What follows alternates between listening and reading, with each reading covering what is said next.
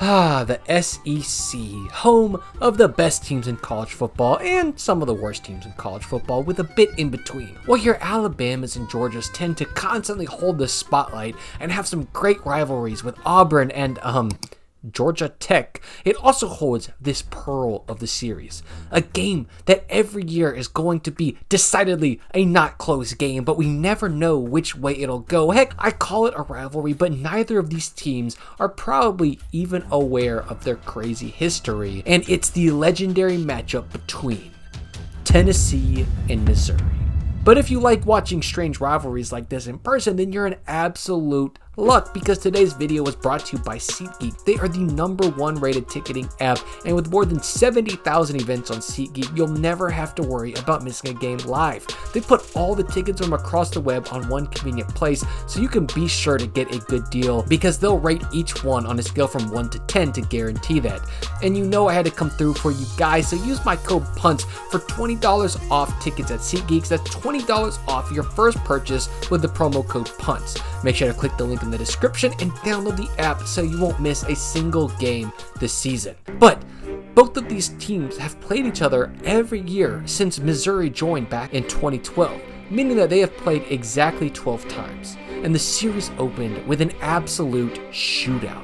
Missouri was coming in 4-5 after being forced to play against a team ranked 7th in the nation 3 times this year, as well as a #1 ranked Alabama, where they lost every one of those games and had only won a single conference game against Kentucky. So they will be playing Tennessee, who was equally struggling after coming off a tough top 25 gauntlet, followed by Troy. So they were also heading in at 4-5 to this game. And it started off with a dominating Tennessee showing, as they would go up 21-7 at the start of the first half before Missouri would slowly claw their way back in thanks to the arms of James Franklin, before taking us to overtime, where we would get a 4-round extravaganza as Missouri would tighten up and be able to kick the field goal in just an absolute thriller of a game. And man, if they could have every game like this, maybe it'd be a proper rivalry.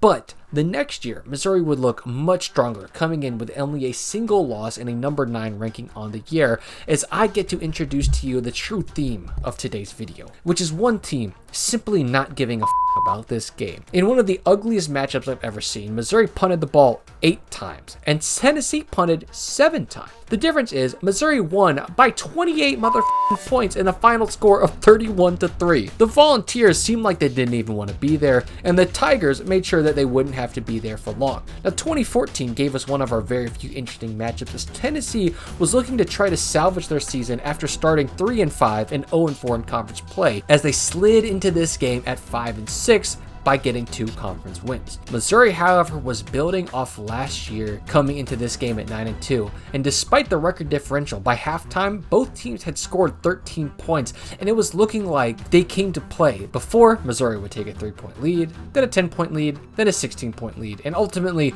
lead the series 3-0, despite some late game heroics by Josh Dobbs. And if you're thinking that isn't a particularly weird series, just you wait, because 2015, the pendulum would begin to swing back into the favor of the Volunteers. Missouri would come into the game at just 1-6 in conference play, while Tennessee is 4-3. So out of the gate, it would be the Josh Dobbs show as they jump out to a 19-point lead, and then in a very Big Ten West fashion, just punted back and forth until the game ended after a lonely Missouri touchdown, requiring every single down from the 1-yard line before finally scoring, putting Tennessee on the board in this matchup. But from here, we would get back into the blowout sessions. The following year, Tennessee would look promising while rolling through Georgia and Florida, who were both ranked, before completely face planting into Texas A&M, Alabama, and USC. This would prompt them to look for a good bounce back game near the end of their season, and who was standing in their path but the 3-7 Tigers team, who just got their first conference win against Vanderbilt. So it was time for our Tennessee protagonist Josh Dobbs to end on a high note, as he would throw all over the Tigers for 223 yards and 3 touchdowns, while rushing for another 190 yards and 2 touchdowns, while also handing it off to Alvin Kamara and John Kelly Jr., who would pick up another 150 yards and 3 touchdowns. And while the Drew Lock led Missouri team would do what they could to keep up, it would be absolutely busted wide open in the fourth quarter as the Volunteers would go on to win 63-37 for blowout number 2. 2017, a year that should have been evenly matched. I mean, neither team looked impressive on paper, with Mizzou winning only a single SEC game while Tennessee had won none. But holy crap, Missouri would expose them for all they were worth as Drew Lock and company put up 659 yards on them as they would stomp the Volunteers out with a score of 50-17. Their third worst loss that season, with the only other two teams who beat them that bad being a number 7 ranked Georgia and a number 1 ranked Alabama. Just adding to the mystique to the game. Like, why did Missouri do that to them? 2018 would give us another strange one. Missouri had one notable win, which was beating the number 11 ranked Florida Gators in a wild upset after doing pretty much nothing crazy all year. But the week after that, they would have their spot as the mediocre middle of the pack SEC team with a random ranked win over an opponent challenged by, you guessed it, Tennessee, who just beat a number 11 ranked Kentucky team in an even crazier upset. And Missouri took that very personally, as they absolutely gobsmacked Tennessee, in Tennessee of all places, with a final score of, you guessed it, 50-17, as Missouri almost doubled the Volunteers' yards on offense and forced 3 takeaways on defense in a game that was close until a late second half interception put the Tigers up 26-10, and they never looked back, rightfully earning the middle of the pack SEC team with a random top 15 upset title. So now we're officially 7 games into this one, and Missouri has a commanding 5-2 lead on this series with a whopping 68-point differential. That was going to change with the 2019 season, with Tennessee starting slow, but stringing together some wins to come into Missouri week at a whopping 5-5, while Missouri would come out of the gates hot but fall apart, sliding into a Tennessee week 5-5. Doesn't this just feel so familiar? Well, they would give us another close one, surprisingly, where Tennessee would score 17 points in the second to complement a lone touchdown in the third, and that would be just enough to sneak out a 24-20 win over their rivals to the west. But a 4-point win wasn't going to be enough to turn around this point differential, so in 2020, Missouri would get moved up on the schedule to week 2 instead of an end-of-the-year battle. And boy, did that work well for the Volunteers, as the very next year, they would put up a more dominating performance than you would think the box score indicated, as Tennessee put up almost a perfect game, only punting twice and missing a field goal, meaning the score could have easily been worse than the 35-12 that it ended up being. But if you thought 35-12 is bad, Missouri was about to look back on this game like a dude who never left his hometown looked back on his high school years, as 2021 brought us to the Hendon Hooker dynasty at Tennessee. Now, Hooker's dynasty with the Volunteers starts off a little rocky after 2 wins against the powerhouses of Bowling Green and Tennessee Tech, and then 2 losses against Pittsburgh and Florida. So they are now coming into a middle of the season Missouri game, 2-2, with a lot of promise as Hooker was starting to hit his stride.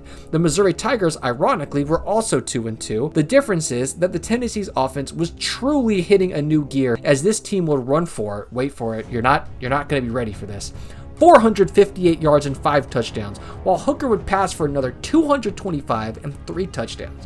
They collectively scored on all but 1 drive, where the 4 punts, 1 turnover on downs, and 1 interception was like bringing a stick to a nuclear arms race, as Missouri dropped this game 62-24. The following year, though, Missouri was ready to bounce back. Yeah, Tennessee was looking significantly better, led by Hooker. Yes, they're sitting at 8-1 after beating Pitt, Florida, LSU, Alabama, and Kentucky, who were all in the top 25, but they had just shown a sign of weakness after losing to a number 3 Georgia, worse than Missouri lost to them in week 5. So, despite me setting up Missouri to actually get dumped on, they began to keep it close. They had an early stop in the first quarter, which allowed them to catch up on points, and even scored a last-minute field goal to inch them closer before forcing a second-half punt, driving down and scoring to bring them within 4 points. And that's it. That's as close as they got.